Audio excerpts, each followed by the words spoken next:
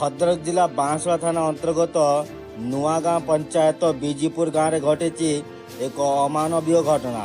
यही गाँवर गोटे कुकुड़ा फार्म रे थिबा 500 रु ऊर्ध्व कुकुड़ा को पिटी पिटी मारी अभियोग होईची। गतकाली राति रे एहिपरि अघटन होइतिबा सूचना मिली।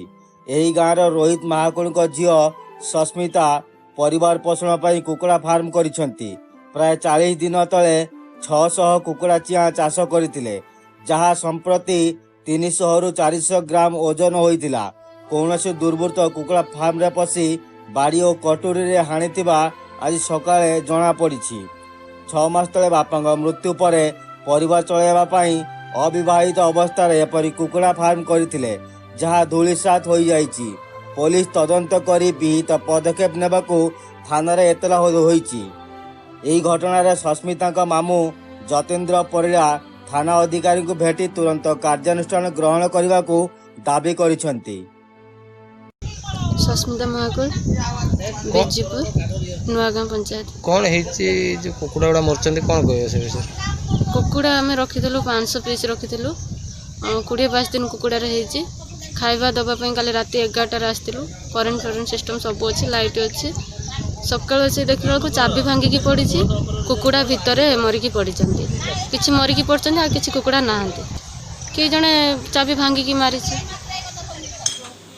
प्रसंग सस्मिता हूँ मो निज भाणीजे।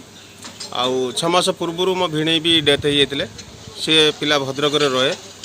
लॉकडाउन सकाशे भद्रक काम धंदा तार सब बंद हो जाइए।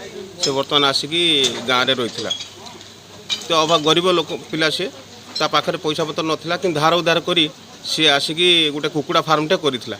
जदि कुकुड़ा फार्म करथिला 500 कुकुड़ा आनिकी से रखिथिला सेटारे। तो गोटे दुर्बृत्त किए जड़े आसिकी से राति 500 कुकुड़ा को सब पिटिकी मार देछि।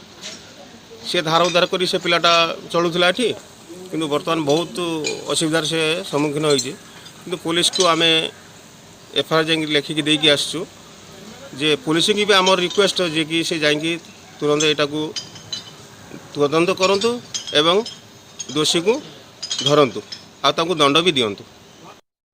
चांदवाली निशिकांत बेहेरा रिपोर्ट, काबिल न्यूज ओडिशा।